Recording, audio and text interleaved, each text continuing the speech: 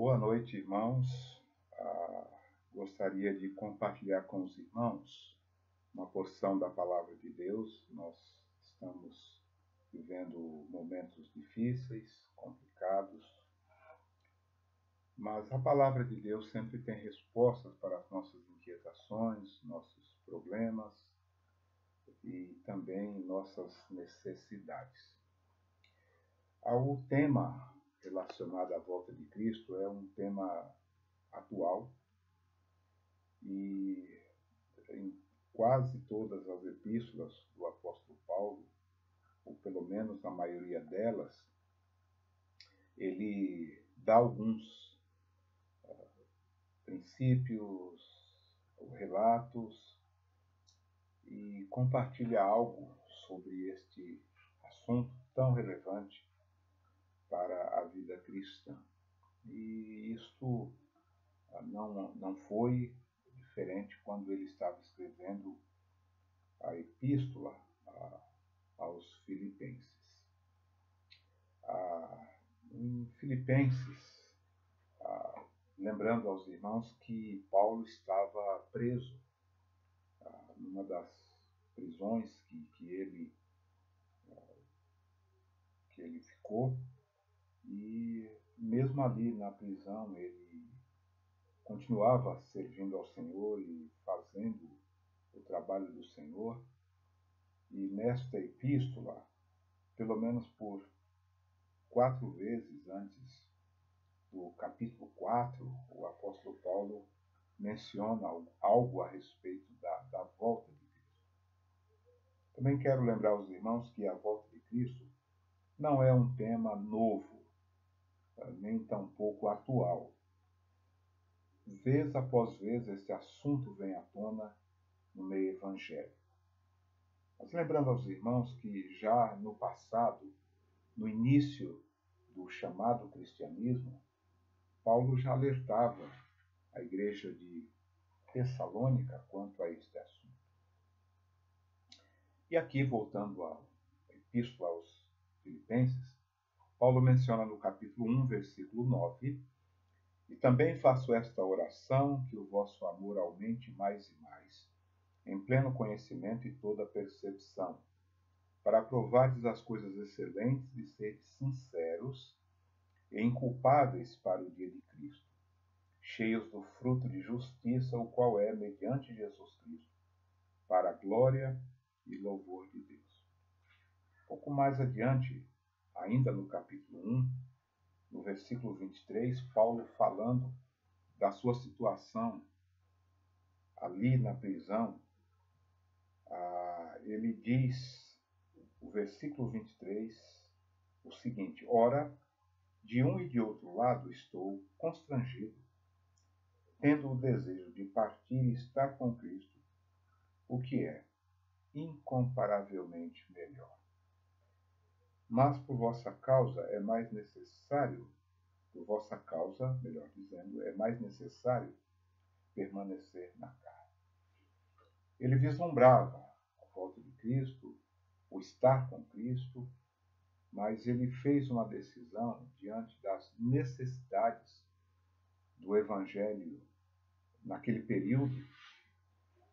Ele fez a opção de continuar servindo ao Senhor, mesmo em lutas e provações.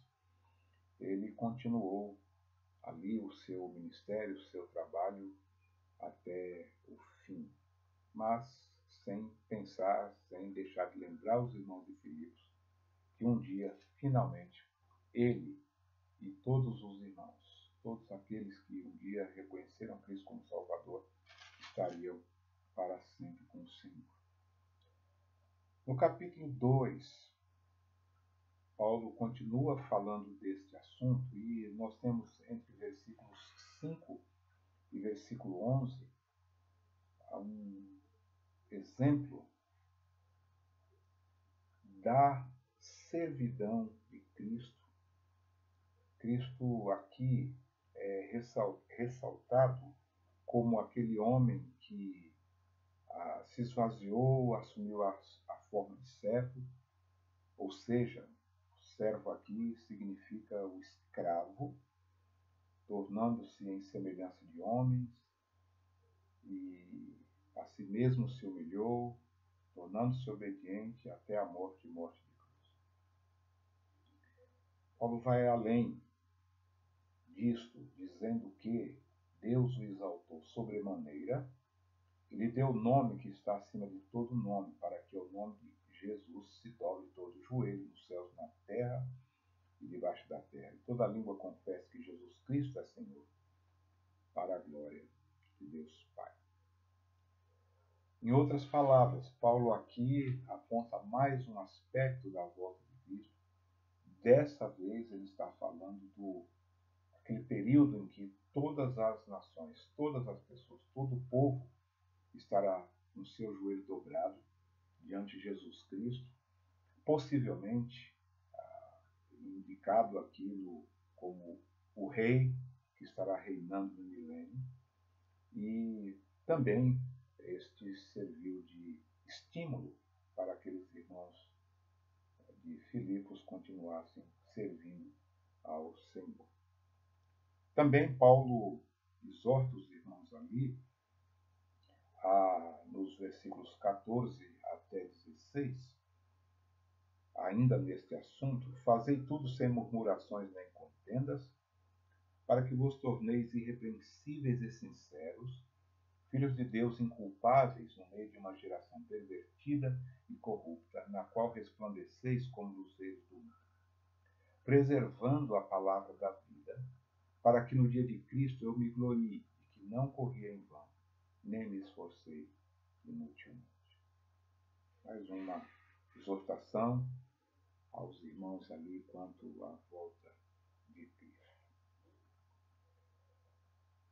Um pouquinho mais na frente, agora entrando já para o texto que gostaria de gastar um pouco mais de tempo, eu vou pedir que os irmãos escutem atentamente a leitura dos versículos 8 do capítulo 3 até versículo de número 21.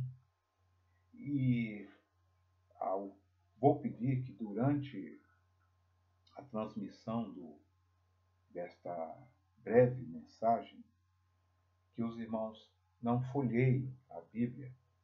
Eu vou citar outros versículos, mas que somente ao final os irmãos, aí já com a mensagem completa, possam voltar e folhear e fazer as suas devidas anotações onde acharem melhor.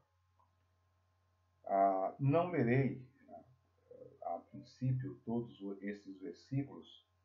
Os irmãos já os têm aí, pelo menos anotado. Filipenses capítulo 3, versículos de 8 até versículo de número 21.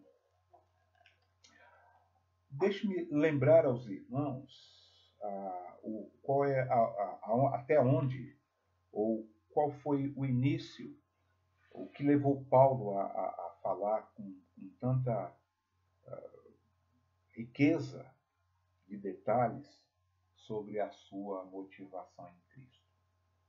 No capítulo 3, este que nós estamos tratando, o versículo 3, Paulo fala da glória total a Deus por meio do Espírito e também na pessoa de nosso Senhor Jesus Cristo. Versículo 3 diz: porque nós é que somos a circuncisão, nós que adoramos a Deus no Espírito, e nos gloriamos em Cristo Jesus e não confiamos na carne, ou seja, natureza humana, feitos humanos. Versículos 4 até versículo de número 6, Paulo lança para os irmãos, ou escreve para os irmãos, falando do seu currículo vitae espiritual. Fala de como Deus o levou de perseguidor dos crentes a um crente fiel e dedicado na obra de Deus. E Paulo assinala no versículo 7, mas o que para mim era lucro, isto considerei perda por causa de Cristo. Sim, considero tudo como perda por causa da sublimidade do conhecimento de Cristo Jesus, meu Senhor, por amor do qual perdi todas as coisas e as considero como refúgio para ganhar a Cristo e ser achado nele, não tendo justiça própria que procede de lei, senão a que é mediante a fé em Cristo, a justiça que procede de Deus, baseada na fé, para o conhecer e o poder da sua ressurreição e a comunhão dos seus sofrimentos, conformando-me com ele na sua morte, para, de alguma maneira, alcançar a ressurreição dentre os mortos. Nestes 4 versículos aqui, Paulo demonstra nestes versículos a sua motivação em Cristo. Antes de entrarmos até nos versículos, a motivação em Cristo, ela é considerada na Bíblia basicamente em 4 aspectos.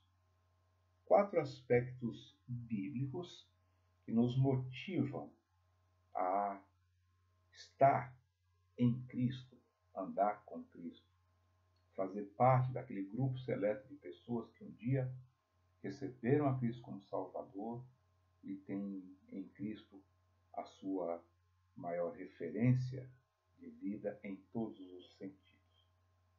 Número 1, ele é o nosso maior incentivo. E o incentivo se dá ao fato de que o salvo testemunha e exorta positivamente a outras pessoas salvas a andarem com Cristo e não salvas a reconhecerem Jesus Cristo como seu único e suficiente Salvador pessoal.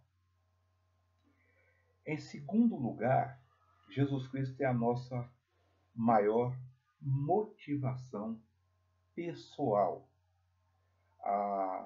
Paulo assinala em outras epístolas, mas em 2 Coríntios, Paulo assinala no capítulo 5 e versículos 14 e 15, que a sua maior motivação é viver para Cristo. É sua e nossa maior motivação pessoal. Em terceiro lugar, Jesus Cristo é a nossa maior referência. E aqui cabe uma pergunta. Como Cristo pode ser minha referência como homem casado, de uma vez que Jesus Cristo não era casado? A resposta pode parecer simples e de fato é. Cristo pode ser imaginado como um homem casado, e imaginando-o como casado, você pode considerar que tipo de marido ele seria. De fato, de verdade, ele seria um marido exemplar. Essa e outras situações da nossa vida em que podemos, ainda que Cristo não viveu todas elas, viveu algumas delas em época, cultura diferente, mas ainda assim ele continua sendo a nossa maior motivação em todos os sentidos. E em quarto e último lugar aqui, Jesus Cristo é nosso maior exemplo. É nosso maior exemplo de vida, é nosso maior exemplo dentro da obra que ele realizou em nosso favor. O seu caráter, a sua índole, a sua integridade, a sua idoneidade são virtudes ímpares na vida de Jesus Cristo que o caracteriza como nosso maior exemplo. Voltando para o texto de Filipenses, o texto lido, versículos 8 até 11, entre os versículos 9 a 10, nós temos aqui 5 verbos motivacionais relacionados a Cristo.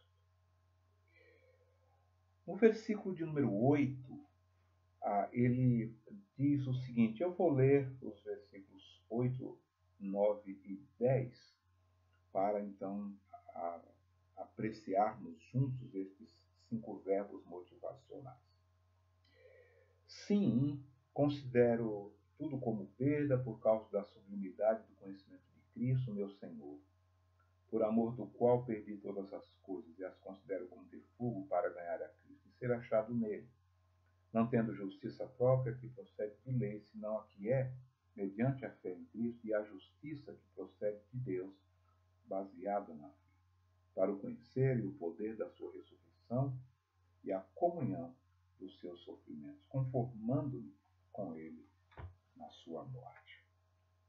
Então, nós vemos aqui nesse texto 5 verbos motivacionais relacionados a Cristo. O primeiro deles é ganhar a Cristo. Imagino que ganhar a Cristo significa dizer que ganhamos a salvação em Cristo Jesus. Ganhamos gratuita e graciosamente o favor de Deus. E ao falarmos de Cristo para as pessoas, nós estamos repassando a essas pessoas aquilo que ganhamos. Primariamente, a salvação. E depois, as bênçãos espirituais que Deus em Cristo nos tem outorgado durante todo o transcorrer da nossa vida espiritual. Em segundo lugar, o segundo verbo aqui é ser achado em Cristo. Significa dizer que Cristo nos achou. No início da minha conversão, tinha um corinho que nós cantávamos muito ali na igreja. Eu me perdi, mas ele me achou.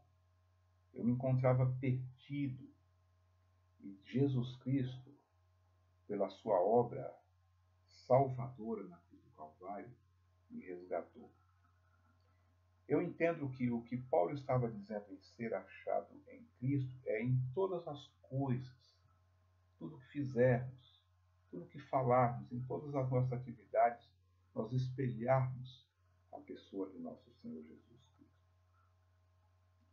Em terceiro lugar, conhecer a Cristo. Eu não entendo aqui como um conhecimento apenas ou meramente intelectual. Mas eu me lembro que Paulo, escrevendo para Timóteo, no capítulo 2, ele diz que a vontade de Deus é que toda pessoa se converta e chegue ao pleno conhecimento da verdade. Creio eu que a partir do momento que conhecemos a verdade, esta expressão aqui se encaixa perfeitamente. Quando conhecemos a verdade, conhecemos a Cristo. Quando conhecemos a Cristo, conhecemos a verdade. Aliás, foi ele mesmo quem disse, eu sou o caminho, a verdade e a vida. Em quarto lugar, testemunhar o poder da ressurreição de Cristo e a comunhão dos seus sofrimentos. Nesse mesmo texto aqui, no capítulo 1 e versículo 29, Paulo diz que Deus nos deu a graça, o poder de crermos em Cristo, mas não somente crermos, mas também de sofrermos por causa de Cristo. Então, através do sofrimento, num certo sentido, nós testemunhamos do sofrimento de Cristo. Um sofrimento tal que o levou à cruz do Calvário por nós. E E, por último, e talvez o mais singular dos 5 verbos aqui apresentados, conformar-me com Cristo na sua morte.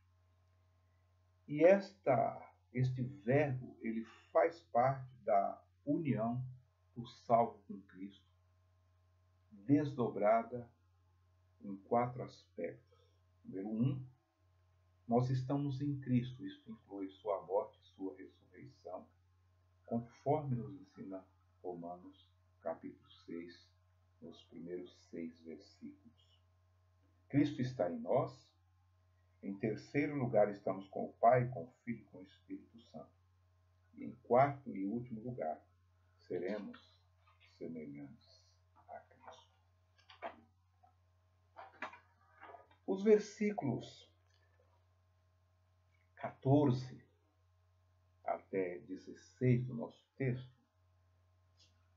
leremos. Eu vou iniciar do versículo 12. Irmãos, não que eu já tenha recebido ou já tenha obtido a perfeição, mas prossigo para o alvo, para conquistar aquilo para o que também fui conquistado por Cristo Jesus. Irmãos, quanto a mim, não julgo havê-lo alcançado, mas uma coisa faço, esquecendo-me das coisas que para trás ficam e avançando para as que diante de mim estão. Prossigo para o alvo, para o prêmio da soberana vocação de Deus em Cristo Jesus. Filipenses 3, 12 a 14. E aqui, nesse texto, Paulo nos desafia em 4 atitudes espirituais para prosseguir na nossa vida cristã, visando a volta de Cristo. Primeiramente, Paulo fala deixando as coisas que para trás ficam e avançando para que as coisas que diante de mim estão. Num período tão tenebroso, terrível, complicado que é esse que nós estamos vivendo, com a pandemia relacionada ao Covid-19,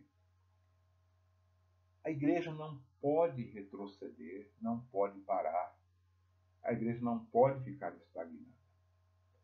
Ela precisa prosseguir na obra de Deus. Praticamente, o mundo parou, mas o evangelho continua. Pessoas estão morrendo sem Cristo. Pessoas estão precisando de uma palavra de exortação, uma palavra de motivação.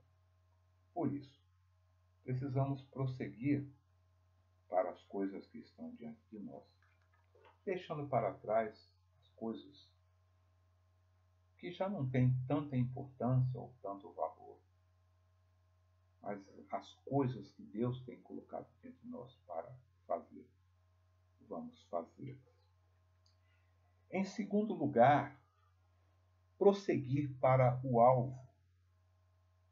Faz parte do progresso cristão uma reflexão e também uma meditação seguida de autoavaliação sincera, honesta e transparente diante de Deus.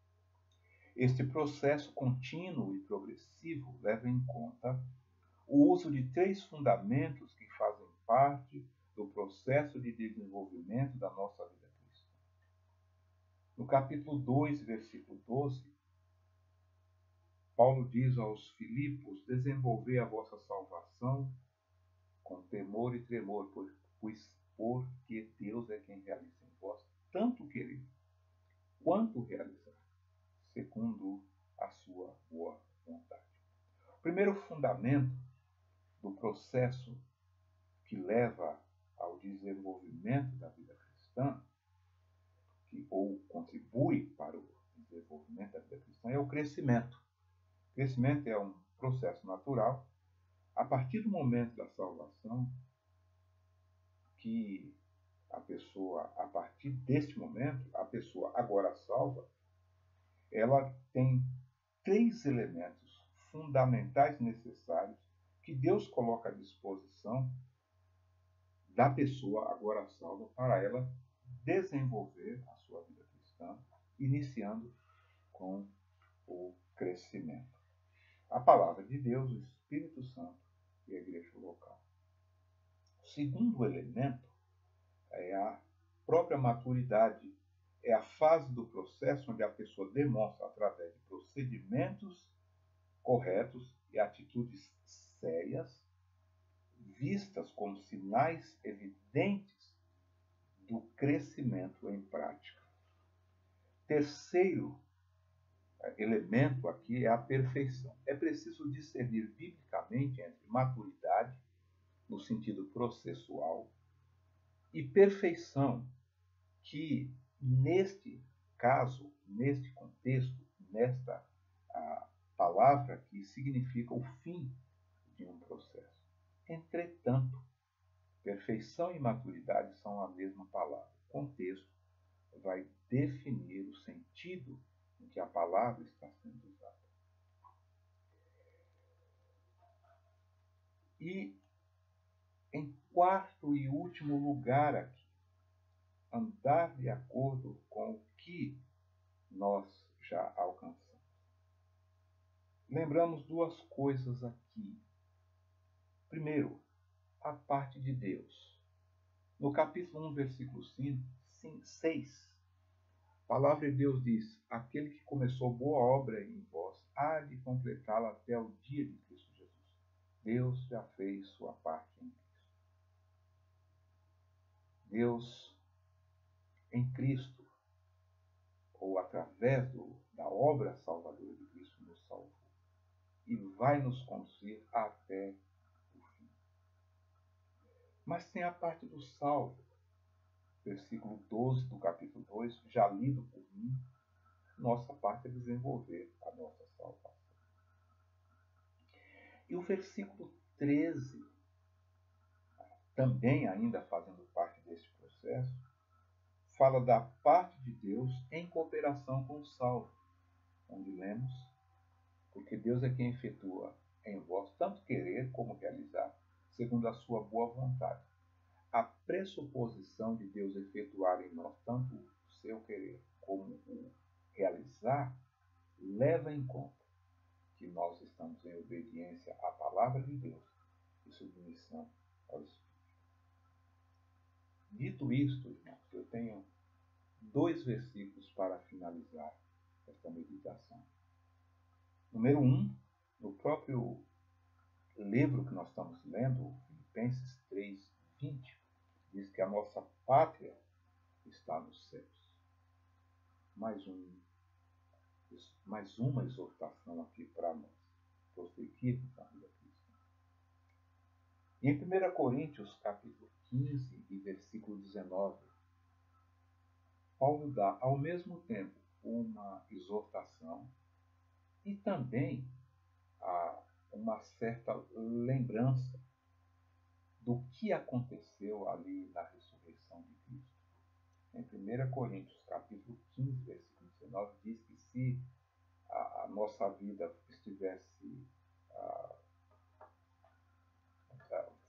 se o principal da nossa vida fosse as coisas deste mundo, nós seríamos os mais infelizes de todos os homens.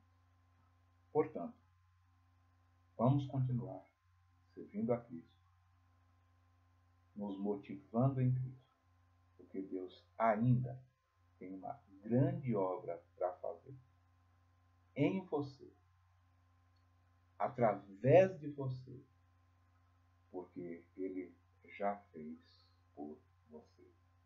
E que Deus, na sua infinita graça e misericórdia, continue nos abençoando. Amém.